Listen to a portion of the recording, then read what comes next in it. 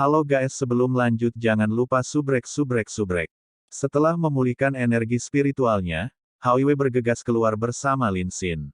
Hao tidak dalam kondisi lemah yang sama seperti Long Haoshen, dan lebih jauh lagi, dengan evolusinya, pemulihannya sangat diperkuat. Setidaknya sampai sekarang, Long Haoshen belum melihat batas Hao. Selama fusi mereka, dia merasakan batas tubuhnya sendiri, dan dengan demikian tidak bisa mempertahankan keadaan menyatu dengan Hao. Alasan mengapa Hao dan Lin Xin bergegas keluar secara alami untuk menuai kristal ajaib. Kecepatan reaksi Lin Xin sangat cepat, tetapi dibandingkan dengan Hao, dia masih kurang.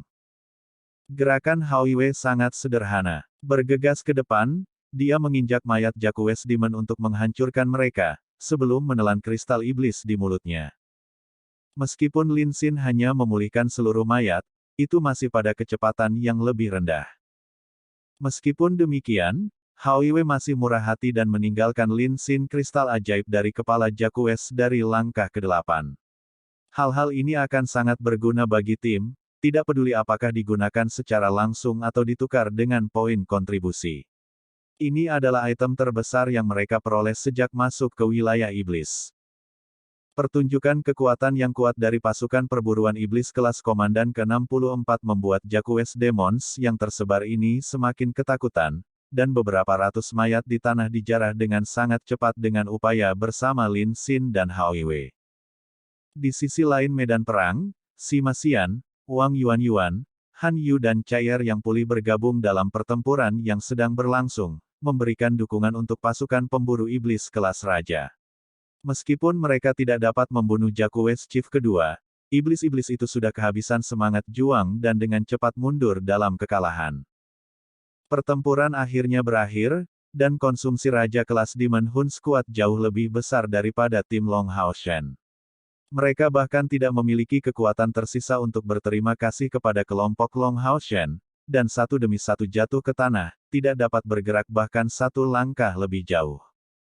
Long Haoshen sedang duduk bersila di tanah, menyimpulkan proses pertempuran sebelumnya.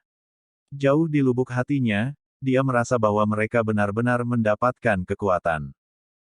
Saat menghadapi musuh pada langkah ke-8 di masa lalu, mereka dibiarkan tanpa pilihan selain menggunakan pil peningkat spiritual Siam.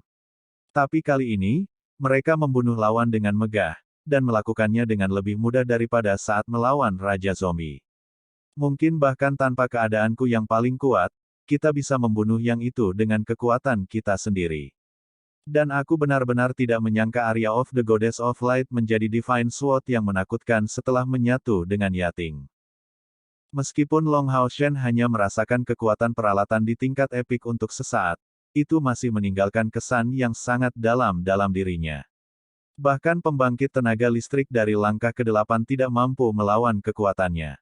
Jika bukan karena penguatan dari Area of the Goddess of Light, membunuh musuh dalam satu pukulan seperti itu tidak akan mungkin terjadi, bahkan dalam kondisi terkuatnya sekalipun. Pada saat yang sama, dia merasakan bahwa ketika Area of the Goddess of Light akan menjadi senjata dengan level seperti itu akan cukup kuat dengan sendirinya, tanpa menambahkan kemampuan apapun. Niat pedang yang luar biasa sedemikian rupa sehingga bahkan jika seseorang menolaknya menggunakan perlawanan fisik mereka, dia masih akan terluka oleh niat pedang. Langkah ke-8, kapan dia akan menjadi pembangkit tenaga listrik sejati dari langkah ke-8 juga? Long Haoshen diam-diam mengeluarkan permata pengukur energi spiritual internal dari Eternal Melody-nya dan menuangkan energi spiritualnya ke dalam. Melihat nomor yang keluar memberinya kejutan yang menyenangkan. 9782. Wah, sudah di atas 9780. Jadi tidak heran jika perpaduan saya dengan Hao dikombinasikan dengan penggunaan pengapian spiritual sudah menembus langkah ke-8. Jadi kekuatanku sudah mendekati langkah ke-7. Sudah lama sekali Long Haoshen tidak memeriksa nilai energi spiritual internalnya sendiri. Dari ini, dia segera sangat bersukacita. Tingkat kultivasinya sebagai dewa pilihan adalah salah satu manfaat yang dia rasakan melimpah. Kali ini, untuk tujuan sederhana yang dia pilih hanyalah misi pembantaian. Dia ingin membantu Cair menemukan kesempatan untuk menyelesaikan kebangkitannya sebagai dewa pilihan juga. Tanpa ragu, untuk dia yang merupakan putri suci samsara, hanya melalui misi pembantaian kemungkinan kebangkitan akan muncul.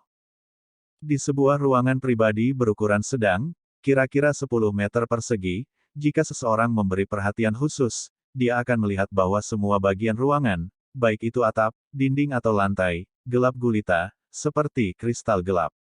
Lebih tepatnya, ruangan ini seperti kristal hitam besar yang dipotong menjadi bentuk yang sesuai. Di tengah ruangan pribadi ini, cahaya ungu tua terlihat samar-samar.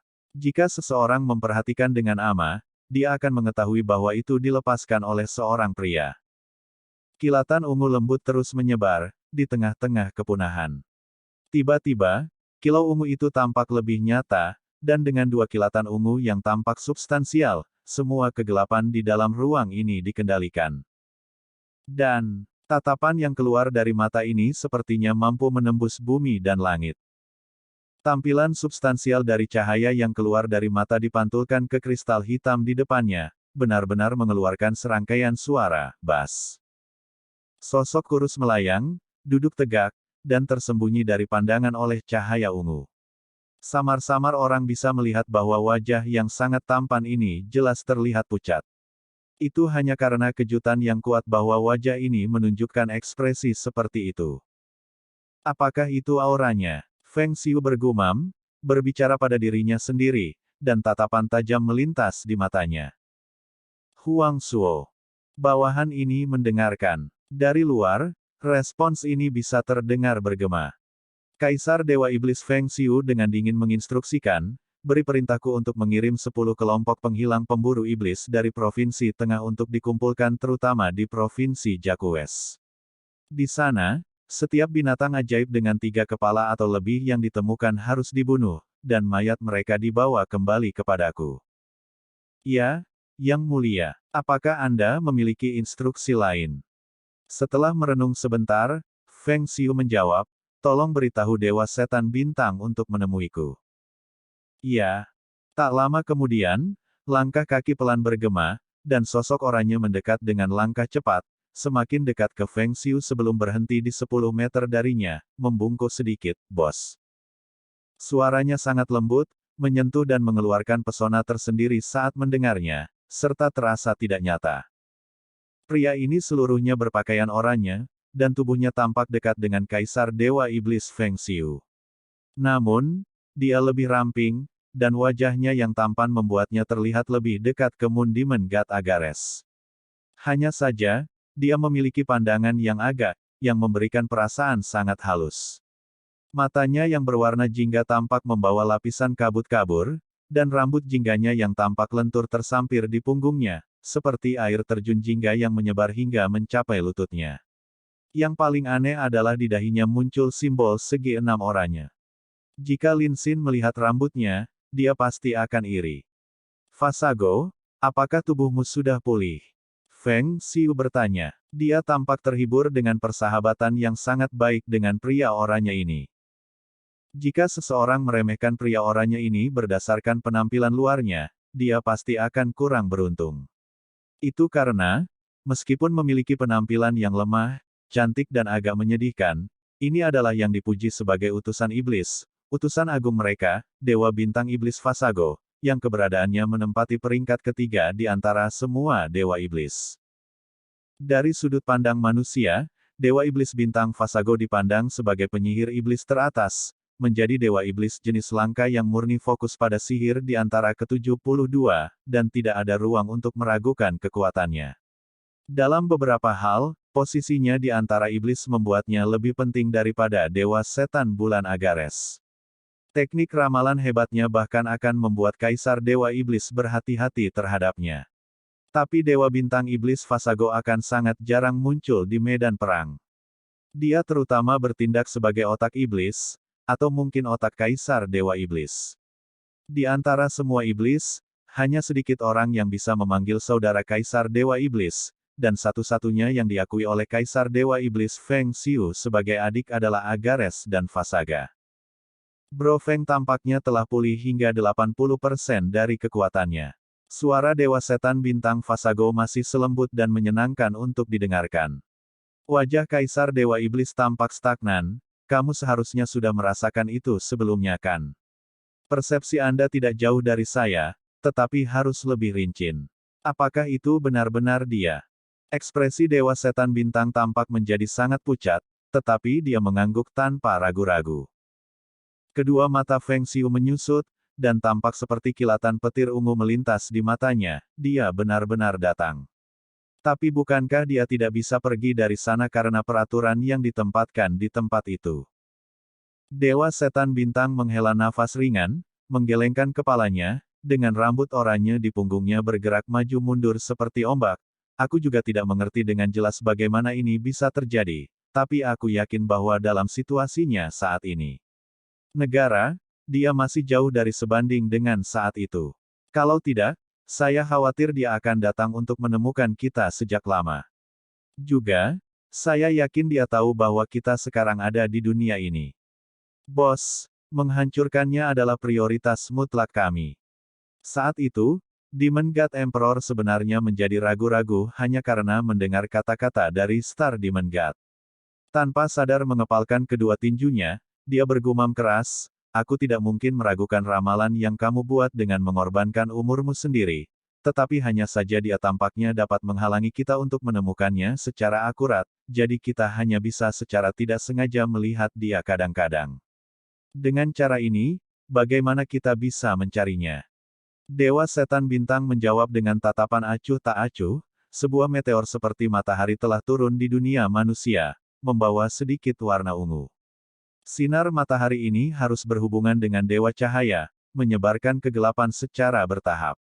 Saat fajar, kehadirannya berkilauan di barat laut, menguasai dengan kecerahan petunjuk ungu itu. Kemudian, apakah 72 sangkar dapat menahan cahaya matahari, dan menghancurkan petunjuk ungu ini pada tahap awal, atau apakah sangkar ditakdirkan untuk jatuh, itu terserah takdir. Ini adalah ramalan yang dibuat oleh Dewa Setan Bintang dengan mengorbankan umurnya. Dewa Setan Bintang melanjutkan, menurut prediksi saya, di antara dua yang akan membawa malapetaka kepada kita, tentu saja ada dia, tapi saya masih tidak bisa menebak identitas meteor seperti matahari itu. Sangat mungkin manusia yang akan muncul tiba-tiba, kita harus lebih memperhatikan keadaan manusia. Manusia muda yang Ahbau temui di surga ilusi itu sangat mencurigakan. Jika kita mendapat kesempatan, kita harus membunuhnya dengan cara apapun. Dan menurut prediksi saya, manusia itu sangat mungkin berkerabat dengannya, dan sangat dekat. Jika hal-hal seperti itu, target kami sekarang jauh lebih mudah ditemukan. Mendengar kata-katanya, Kaisar Dewa Iblis terguncang, dia. Bisakah itu benar-benar dia? Bos, apakah kamu memikirkan sesuatu? Dewa Setan Bintang menatap Kaisar Dewa Setan dengan terkejut. Kaisar Dewa Iblis menggelengkan kepalanya sedikit, membawa ekspresi merenung di wajahnya. Aliansi Kuil, Kota Suci, rumah lelang hebat. Seorang gadis yang tampak sangat halus sedang duduk di halaman belakang rumah lelang besar aliansi. Rok panjang putihnya yang sempurna tidak bisa menyembunyikan sosoknya yang bergerak. Penampilannya sangat indah, sangat lembut dan membawa aura kemurnian yang sulit digambarkan. Hanya dengan duduk di sana, dia tampak seperti peri, dengan semua pemandangan di sekitarnya tampaknya berusaha untuk hanya menekankan kecantikannya. Seorang gadis yang mengenakan rok merah diam-diam datang dari belakangnya, tiba-tiba berteriak, "Apa yang kamu pikirkan, bunga kecil yang murni?" Wah! Gadis berpakaian putih terkejut, tiba-tiba meluruskan posturnya. Dia menoleh ke arah gadis berbaju merah, segera bergumam, "Kakak Wei Yang, ada apa denganmu membuatku ketakutan seperti itu?" Dan saya sudah katakan, saya tidak ingin disebut bunga kecil murni. Benar-benar pria yang menyebalkan, Gadis ini adalah putri muda dari rumah lelang besar aliansi, Feng Linger. Dan orang yang membuatnya ketakutan secara alami adalah kepala juru lelang di tempat yang sama, Ye Wei yang ramah. Ye Wei Yang menjawab sambil tersenyum, "Itu benar, aku seharusnya tidak menyebutmu bunga murni kecil, melainkan cabai kecil."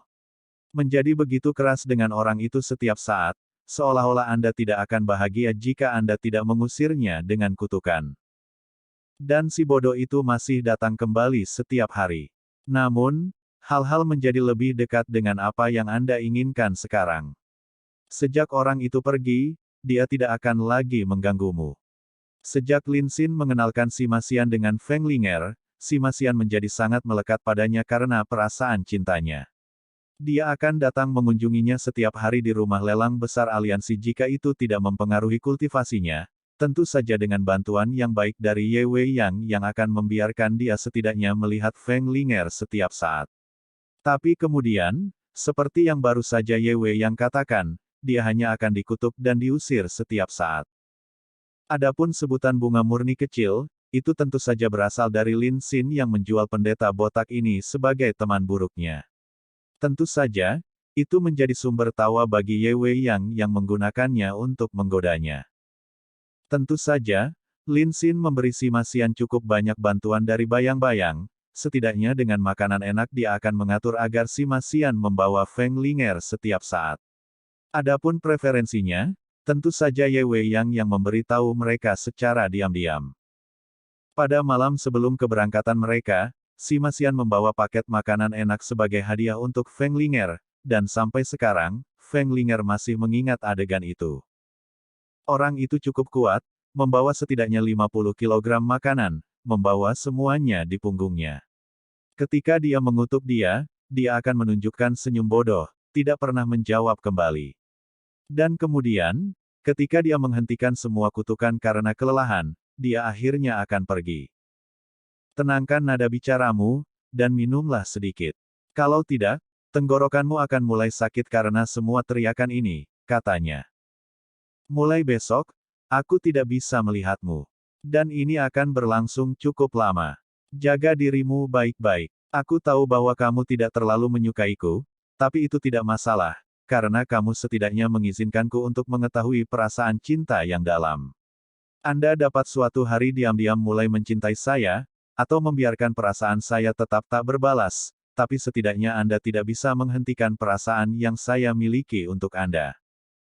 Terima kasih, sungguh. Periode waktu ini sangat membahagiakan bagi saya.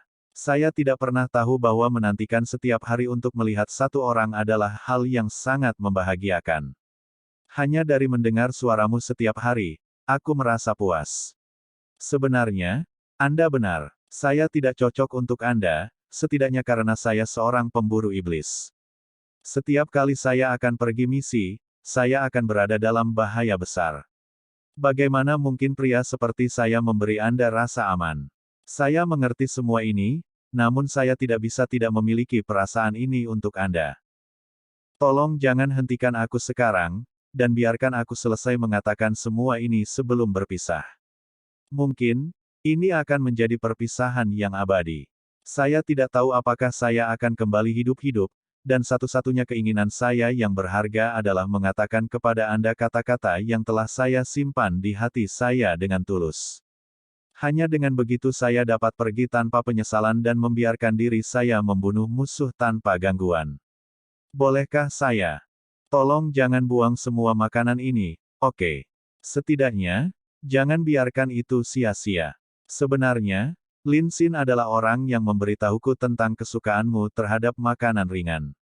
Aku bodoh, kan? Lihat, hanya dari memberitahumu semua ini, aku sudah berkeringat. Hari ini, saya berbicara lebih banyak daripada di masa lalu. Kamu, anggap saja aku sebagai pengembara yang lewat dalam hidupmu, oke? Saya harap semua keterjeratan dari saya di sekitar Anda ini tidak terlalu mengganggu Anda. Saya hanya berharap bahwa Anda akan tetap aman. Terima kasih telah mengizinkanku mengatakan semua ini, aku pergi. Meskipun Anda sangat galak kepada saya tahu itu karena saya tidak baik. Di hati saya, Anda akan selamanya tetap menjadi bunga murni kecil yang murni dan terisi penuh. Selamat tinggal. Aku mencintaimu. Bahkan setelah berhari-hari, Feng Linger ingat dengan jelas tentang adegan itu. Ketika si Masian pergi, dia tiba-tiba menoleh ke belakang, dan meneriakkan 3 kata ini, sebelum memutar kepalanya dan lari. Dari sini, Feng Linger memiliki perasaan berdenyut di dadanya untuk pertama kalinya dalam hidupnya, melihat penampilannya yang sangat puas. Hei, apa yang kamu pikirkan? Kehilangan semua diri Anda dalam pikiran Anda. Anda tidak mungkin benar-benar jatuh cinta pada pendeta botak itu. Ye Weiyang bertanya dengan ekspresi senang.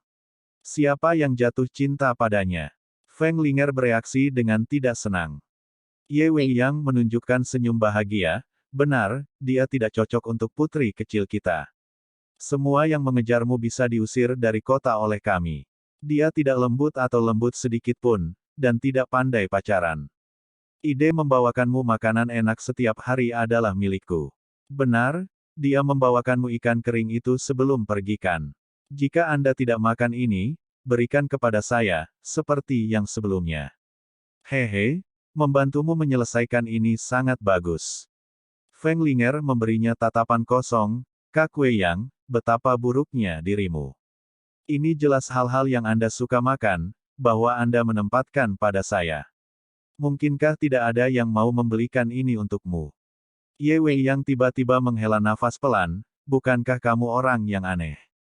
Menurutmu kenapa aku membiarkan pendeta botak itu mendekatimu? Di masa lalu, saya telah membantu Anda untuk mengusir semua binatang jahat ini. Feng Linger tanpa sadar mengangguk dengan perhatian. Ye Weiyang melanjutkan, itu karena saya sangat tertarik dengan kapten mereka, dan sangat ingin bertemu dengannya dan mengenalnya lebih baik. Itu sebabnya saya mencoba untuk berhubungan dengan orang-orang di sisinya, dan belajar lebih banyak tentang dia. Sebagai orang yang menggantikan pedang suci kakek buyut, aku benar-benar ingin tahu orang seperti apa dia. Namun, baik Lin Xin atau pendeta jahat itu tidak mau banyak bicara. Yang mereka katakan hanyalah bahwa ksatria mereka tinggal di pelatihan terpencil selama ini, dan saya tidak pernah berhasil dalam rencana saya. Linger, kakak perempuanmu telah memanfaatkanmu, maukah kamu menyalahkanku untuk itu? Namun, Lin Xin dan Sima Xian bukanlah orang jahat. Setidaknya mereka akan berteman baik.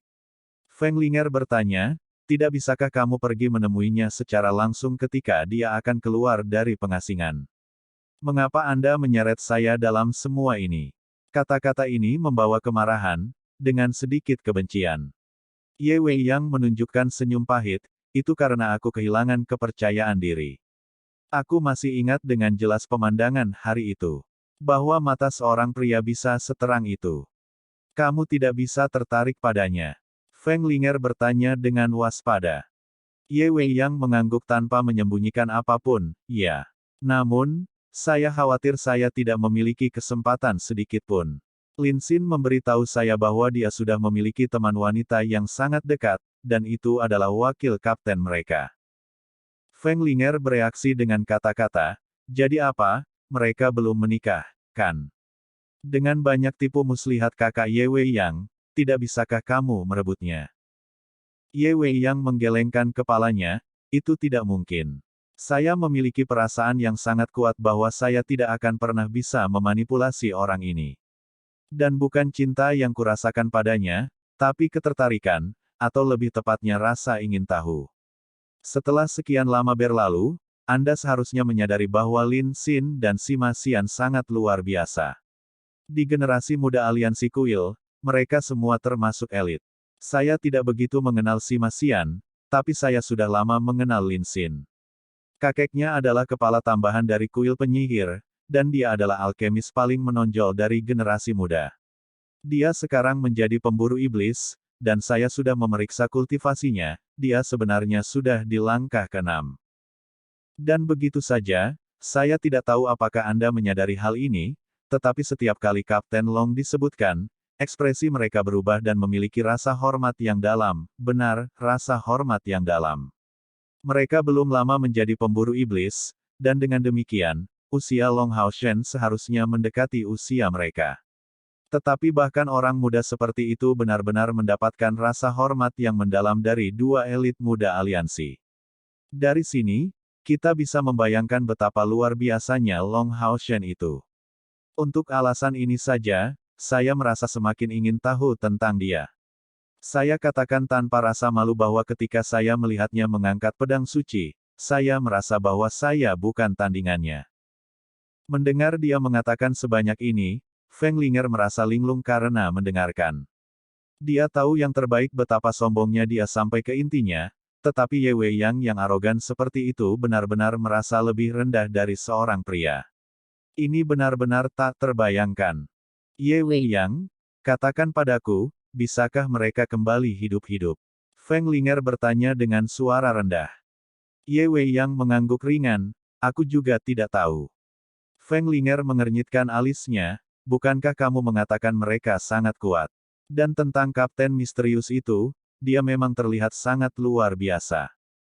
Ye Weiyang merenung, itu benar-benar pedang bermata dua. Karena kekuatan mereka, pilihan misi yang mereka ambil pun di luar kebiasaan. Lin Xin hanya sedikit lebih dari 20, dan jika yang lain seusia dengannya, seluruh tim mereka harus berusia di bawah 25 tahun. Tapi saya mendengar Lin Xin mengatakan bahwa mereka sudah menjadi pasukan pemburu iblis tingkat komandan. Ini berarti mereka semua setidaknya berada di langkah ke-6, jadi misi yang mereka ambil juga ada di kelas ini. Untuk beberapa alasan, ketika mendengar kata-kata Ye Weiyang, Feng Linger tiba-tiba merasakan sakit di hatinya, melontarkan kata-kata, Kak Weiyang, jangan ambil barang yang dibawa orang itu untukku. Aku akan memakannya. Apa? Ye Weiyang memberinya tatapan mengerikan. Seolah-olah dia tidak melihat itu, Feng Linger melanjutkan, saya harap mereka akan membuatnya hidup. Medan perang sudah dibersihkan, dan setelah beristirahat sebentar, kedua pasukan perburuan iblis berada dalam kondisi yang lebih baik. Secara khusus, pasukan perburuan iblis kelas raja benar-benar terlihat dalam kondisi yang buruk. Halo, saya kapten dari pasukan pemburu iblis kelas 17 raja, Ksatria penjaga Tian King. Terima kasih untuk bantuannya. Ksatria lapis baja yayasan sudah melepas helmnya, dan wajah yang sangat tegas muncul. Dia tampak sekitar 35 atau 6, dan memiliki lengan yang tebal dan lebar, tampak kuat.